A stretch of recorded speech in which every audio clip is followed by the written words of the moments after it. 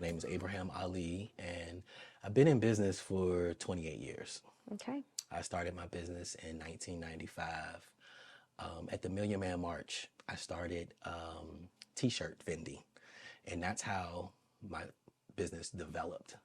And I started my first print of t-shirts, and it was the year I had my daughter. So I was excited. It was a big year for my life, a transition. I was like 18, 19 years old. Wow. So yeah, and I started a t-shirt brand called Wiseware 360. Hmm. And from there, it just developed into Wiseware 360 represented a change. And our goal was to put wisdom into fashion. Hmm. And 360 represented a complete circle and a turnaround in your life. And I had lived a real dark life as a youth.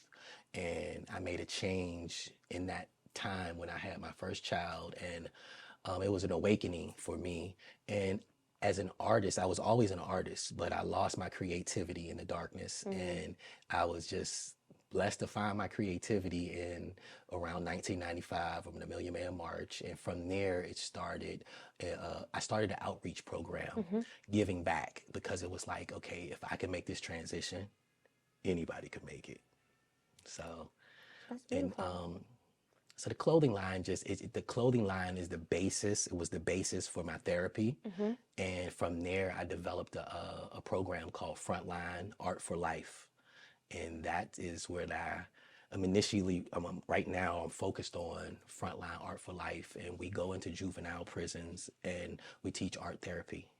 And we go into the high schools and we work with at-risk kids and adults, teaching art therapy and just creative expression through art What healing. made you want to give back to the community and help the youth and some adults with art therapy? I seen the desire, the dire need for it, and I wish someone would have reached out and intervened in my life as a young kid, and took the time and showed me that I could be other than what I was. And that's our biggest thing, is just being an example. And when I realized like this was my calling, it was just like, I just stay focused on it.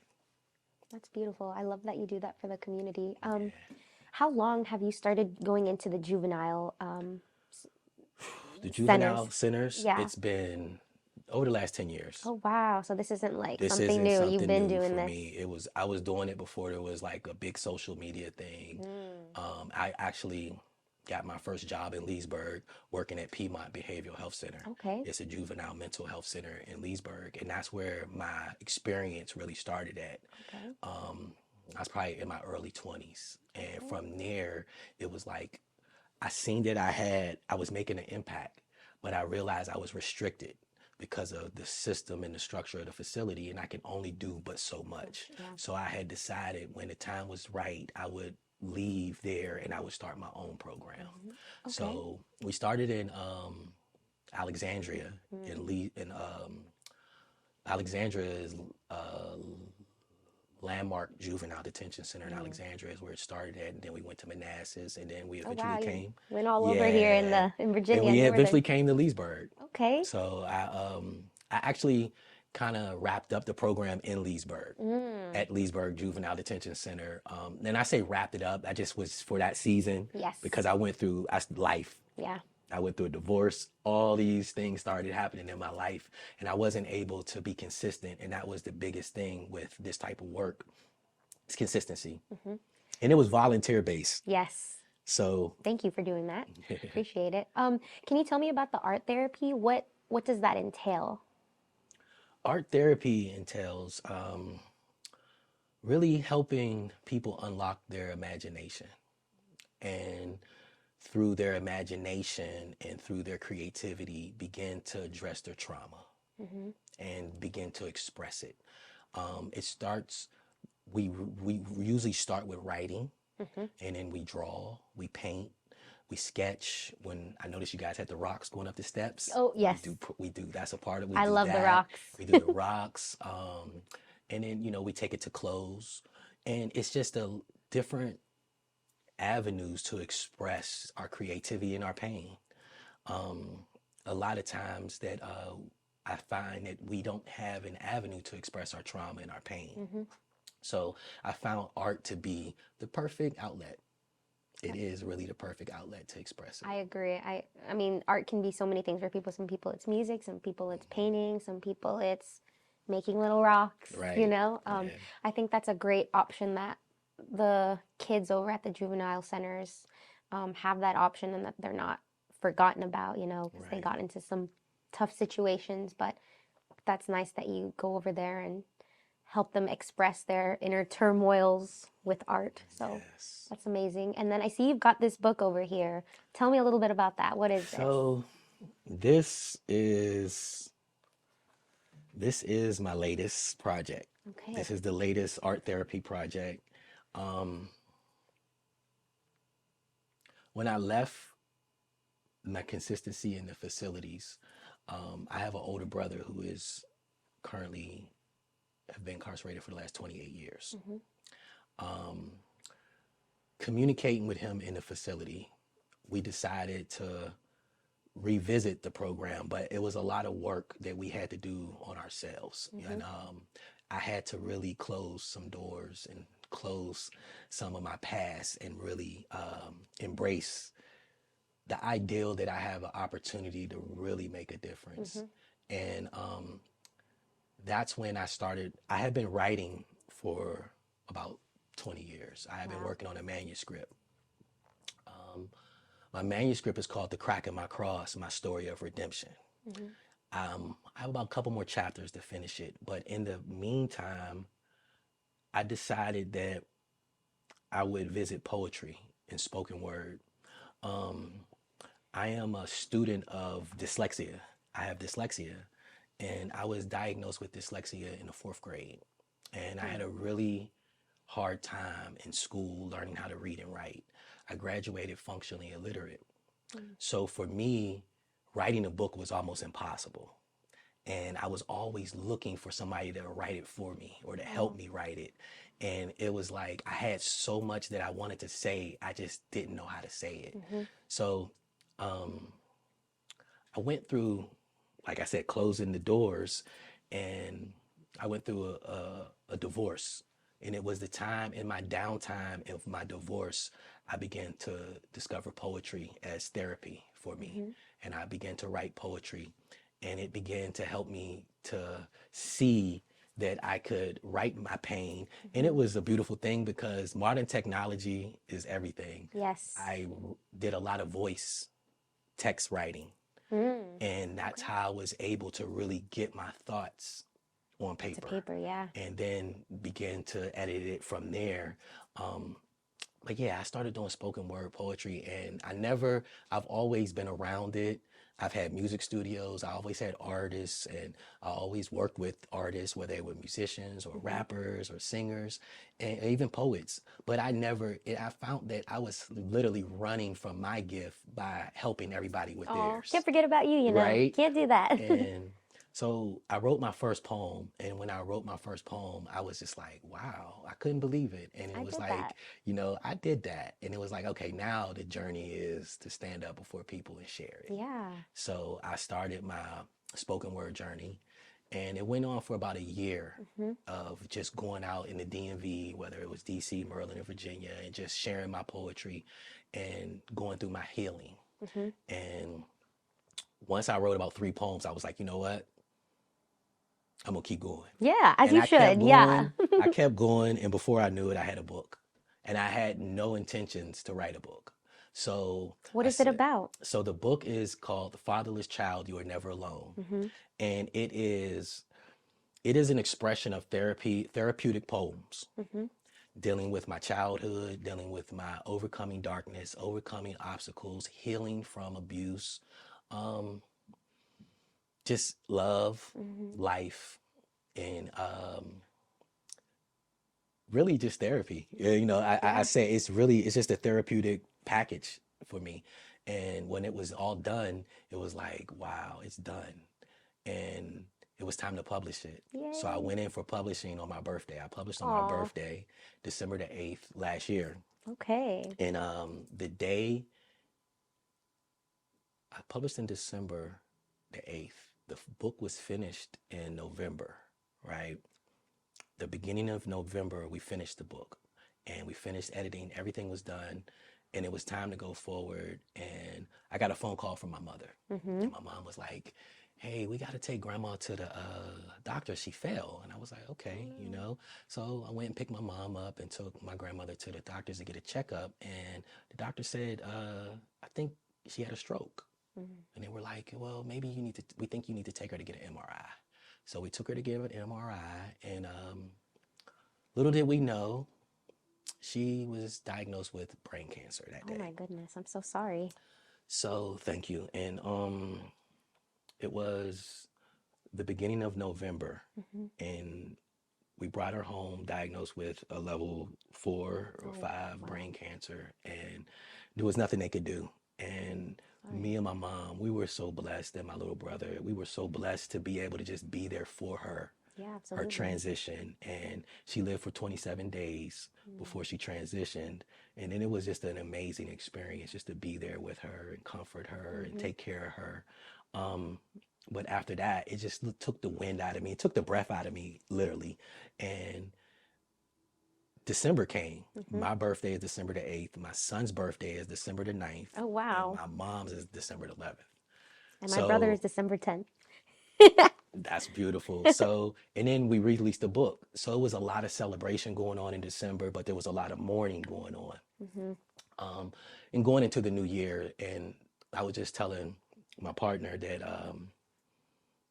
I haven't really spoken all year at all. This is literally probably the first time I've spoken Well, thank you for speaking with us. since the transition and Wow. just since the celebration and since the starting the healing process. Yeah. Because, you know, we all lose loved ones and we are going to lose loved ones. And I really think and believe that we as a community need to learn how to let go and heal and to view the transition of life in a positive way. And death is viewed in such a negative perception. And this experience helped me, and it taught me how to unconditionally view the transition of life. So it was just it was just an extreme level of gratitude. So since then, it's like, all right, let's get back out here. And it's just like, there's one aspect of the story that I missed that kind of Please tell ties us. it all in. Yeah, tell us. So right before my grandmother transitioned, I was hit in a head-on collision. Oh, from an car accident. And I had been planning a big event for mental health at Lake Fairfax, and we had about 2 weeks before the event was going to take place. And I was at Algonquian Park doing some therapy and meditation, and I do yoga, and I was over there practicing and just really doing my best to prepare myself for what we were getting ready to do. But I was still holding on to a lot of regret. I was holding on to a lot of trauma. I was holding on to not feeling worthy. And I had just lost a real close friend from suicide. Dang. So I was really battling myself with just unhappiness. You know, I just wasn't happy. And that day I left the park and I was driving home and I was talking to my mother, and before I know it, I didn't see the car, I didn't hear the car, Dang. and I didn't feel it. All I knew was one moment I was conscious, I was talking to my mom just like I'm talking to you, and the very next moment I realized that I wasn't in my body. And it has been the most wonderful experience Oh my that God. I've experienced, because Wonderful. wonderful. And I call my accident an experience, not an accident. So, Can you tell me why it's wonderful? all right. So upon contact, I realized that something happened.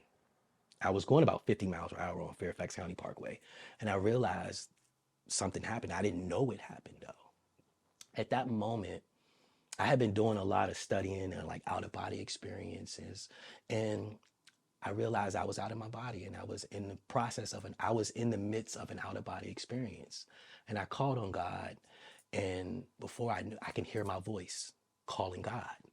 And I couldn't see anything. I couldn't feel anything. I could just hear my voice calling God. And before I knew it, it was real light. I seen lights. Whoa. And we hear about stories like this, Yes. right? Yeah. And I could see lights. And I realized that I wasn't seeing the light, that I was literally actually the light.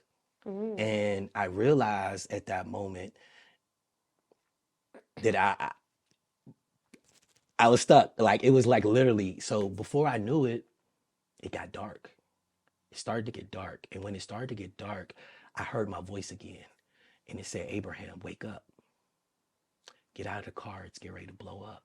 Oh my gosh. And literally, I opened my eyes and I woke up. And I'm sitting in my truck and I'm like, what happened? And then I remember what I heard, and I got out. And when I got out, I realized what happened. I was about 20 feet away from the accident. The car that hit me was turned this way in the street, and it was just destroyed. Oh my goodness. And then I looked at my truck, it was destroyed, the whole front of it. And I couldn't believe what happened. And I went to the car and I realized I went to look for my phone. And I picked my phone up, and my mom was still on the phone. Oh my And I goodness. was like, Mom, I just was in an accident. I got hit. And she was like, what do you mean? Like, what happened? And I was like, call my brother and tell him to come to where I am, because it happened like right around the corner from his house. Wow. And I knew he could get there before the ambulance could get there. Mm-hmm. And at that point, I went into shock again and I passed out. Oh man. And the next thing I remember was being awakened by the person who hit me. Mm-hmm. And I got up and I realized like my right arm was dislocated, so it was just hanging. And the shock didn't allow me to realize it at first, but when she woke me back up and I got up, I realized I couldn't stand up. I was so dizzy that I couldn't stand up, and my right arm was just hanging, and the bone in my right wrist was hanging out. And there was just blood everywhere. Did the And ambulance ever come? so the ambulance came. I went back into shock again. And before I knew it, I was in an ambulance and they rushed me to the hospital. I spent 5 days in the hospital, and I had to have a 9-inch rod in my arm from my elbow to my wrist with 28 screws. Oof. They restructured my wrist with hardware. So I can only close my hand about like right here. Whoa. I can only move my wrist about right here, like that. My elbow was fractured. My rotating cuff was torn. Oof. Man, you My got collarbone was fractured, and I had an extreme concussion. What about the other driver that hit you? Nothing happened to her. Oh, sorry. She was young. She was 18 years old. I'm grateful. I'm glad nothing happened to her. She had her 16-year-old sister in the car with her, and they were on a road. People are so angry with her, and I told the people and everybody that, it was her fault, but it was an accident and it was a mistake. And she went down a lane where she wasn't supposed to go down. But when I revisited, it's very tricky because it's a it's a stoplight, then it's another stoplight. And at the second stoplight, you turn. She didn't realize it, and she turned at the first stoplight. Oh, And she turned right into me. darn. So when I say it was a beautiful experience, and it taught me, it prepared me for my grandmother's transition, and it taught me something that I believed. I didn't know yet, but I believed. And that was that when we transition out of the body, we still continue the journey of life. And so all my studies, all of my learning could not have taught me that experience. So when I look back, I'm still in the process of healing. There's a lot I can't do, but before this happened, I had a home improvement business. So I'm in art. So that everything I shared with you was my passion, and there was things I was doing outside of being a father and I have a home improvement business. So I did home improvement and painting, interior decorating. I couldn't do that work anymore. And I had to make a decision of what I was going to do. And I realized that everything happened for a reason. Mm-hmm. And it all happened around the time when the book was published. So it was like, okay, now it's time for you to step out on faith and share your story. And hopefully, everything comes full circle from there, Yeah. And I mean, like right now, it's just like I have no expectations. I just know I'm here for a reason. I'm grateful.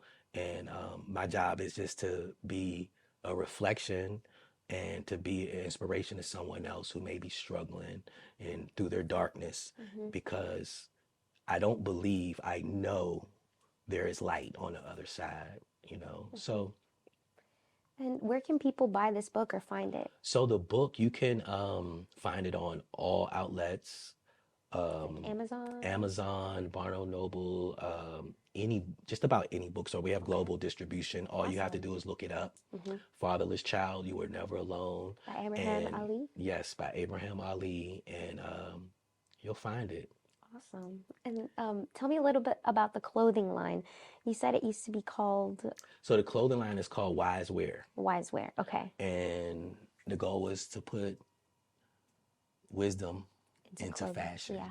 And 360 degrees is our logo. Mm-hmm. So Yeah, I was looking at that's that. our logo. And there's Wiseware. I don't know if you guys can see that I right see that. there. Yeah. And so that has always been my outlet, creating and designing, and then taking what I've created and designed and applying it to fashion. Okay. That has always been my outlet. And that's what and I realized that, like, in life sometimes, you gotta, like, things will happen to force you Mm-hmm. to actually do what it is you're called to do. And Yeah. that's what happened. I was running, and I had to be sat down and really shown that, like, this is it, this is the way, and Mm-hmm. just trust and believe and just move forward. So yeah, the book is full of poetry, and the clothing line is my physical poetry, Yes. so yeah. Okay. And where can people find the clothing brand? So the clothing brand is a little more exclusive than the book. Ah, how can people get You it had to then? reach out to me direct. And how do we do that? Instagram, Facebook. Our website is under construction, but you can reach out to me on Instagram or Facebook. What's the handle? Abraham Ali, Frontline State of Mind, but either one. Okay. But if you follow me on Instagram and send me a message, every piece of clothes that I create is handmade and done.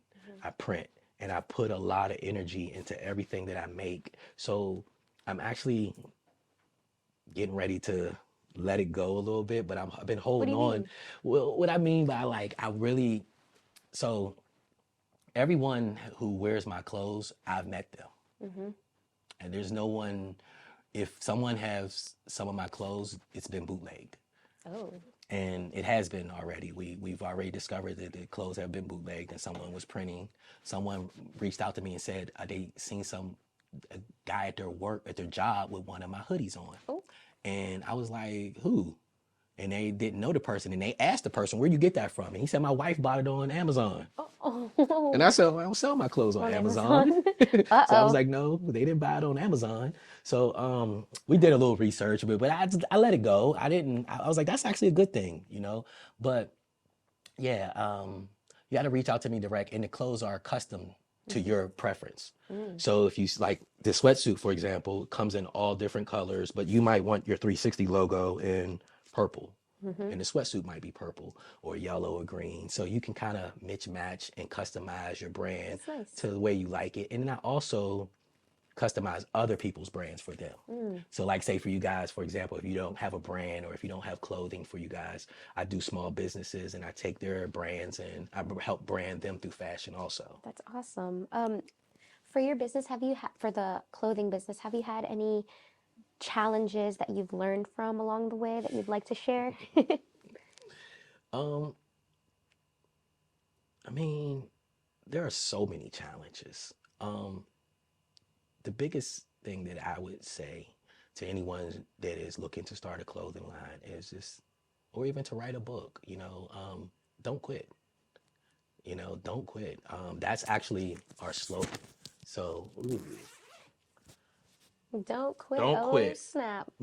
Okay. So the don't quit is one of our t-shirts that we push and one of our hoodies that we push under the collection. And that's our message. You know, life is full of obstacles and these obstacles will make you want to quit, whether it's committing suicide, whether it's just giving up, you know, not having desire, just giving up on yourself and not believing in yourself. Um, so, I mean, we get straight to the point, like, don't quit, don't give Mhm. up. Mhm. I think our biggest message through the book is don't quit, you're never alone. The fatherless child isn't just the child who doesn't have a father at home. It's the child whose father is home, who works 24/7. It's the kid whose father may be incarcerated. They have a father, but they're incarcerated. It's the kid whose father who may be on drugs. Um, it's the kid whose father who is just not present. So it's so many layers of the fatherless child. Mhm. And then ultimately, the message was speaking to the human family, saying that we all have a spiritual father. And wherever you want to label and title and call that spiritual father, that's perfectly fine. But we all have a father, Mhm. and it's all one. We only have one father, and through that, he was sending a message to me saying we're not alone. As a as a human family, we're not alone. Mhm. And like right now, we're in a time of like darkness in like throughout the world. You Mhm. know, everywhere is so much darkness. So just sharing light is so important right now and Mhm. just encouraging other people to just be the light and be positive, because the darkness of negativity is like rising daily. So if the darkness of negativity is rising, then we have to raise the light of positivity. Mhm. Mhm. And that's my mission. I was gonna say, like, to wrap it up, what is one message that you would like to share with the world? But it sounds like it's don't quit and let that light Yes. shine. Yes. I have I would share a poem. Yes, please do. So there was something that I wanted to share, but there was two poems I wanted to share, but I'm just going to share one because I Share know it. it's wrapping up. You can share both. Okay, I can Share share both. both. I got time to share both. Okay, Yes. so the first poem is called. Um, it's really I should have called it "Don't Quit," but it's called "Suicide Awareness." Mhm. And right now, I think that it is so important, regardless of your age. No, I'm just going to go ahead into the poem. So many people fear this, but this is suicide awareness. It's the darkest side of your mind where you feel blind and confined. See, this reality transcends your title, your age, race, religion, and even the Holy Bible. You cannot pray depression away. See, the ego wants you to believe that it is here to stay. See, this reality starts at a very young age. In some way, shape, or form, we've all fell victim to this dark cage, full of rage and regret, where we have lost our will and our intellect, but most of all, our self respect. Blinded by the type of noise that you can't see, drowning in the endless tears of poverty, starving to be free. For only if you could see, for only if you could see the pain that dwells within me. So we self medicate. As we demonstrate a reflection of our own self hate, we've been conditioned to manipulate, hiding behind the broken shadows of our past, staring into a cracked glass. The image that we see, who we appear to be, leaves us in a state of misery. Haunted by the reflection, we feel lost with no protection. Such a hopeless perception. See, I'd rather be taken by death. So this is my final breath. I have failed this test. I am beyond depressed. This is anxiety at its best. I give up. I quit. I confess. I'm tired of thinking. So Dang. that poem That was is, whew, that poem is literally my experience, but it's millions of people's experience. And I wrote that with the intentions to kind of like help people to understand a little bit that very, it's very, not, very deep. Oh my yeah, goodness. thank you. Wow. But I want to wrap up with this one. So I want to take you through that experience. And Yes. then, so today, I made a decision. I decided to live. Today, I decided to forgive. Today, I decided to live life free. Today, I liberate me.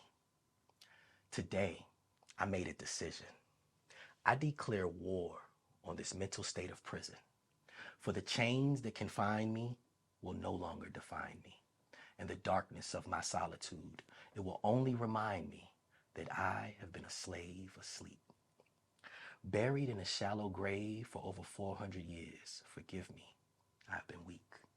But today, I find the strength to speak, the passion and the courage to fight for what I seek. As I embrace the patience to endure, purified by the fire, in the midst of this revolution, I will not retire, for I am destined to conquer the devil's empire. So today, I declare victory, because I bear witness that my God is no longer a mystery. For his unconditional love dwells within the midst of me. For he is who I am, and I am you. Oh, little Thank clap you. there. Thank you. Wow. I can't believe you wrote all of this. That's so So yeah, powerful. those are two pieces that are in the book that are feature pieces that And what's the second one called?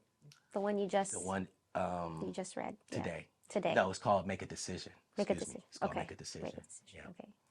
That's like one of my favorite pieces, Make a Decision, because I have a lot of dark poetry, and it's probably one of my lightest Yes, it felt like a good poems. note to Yeah, end that's on. why I was like, Thank you. I always do my best to end on a good, positive note, because it has been a dark journey, but I'm grateful for the light.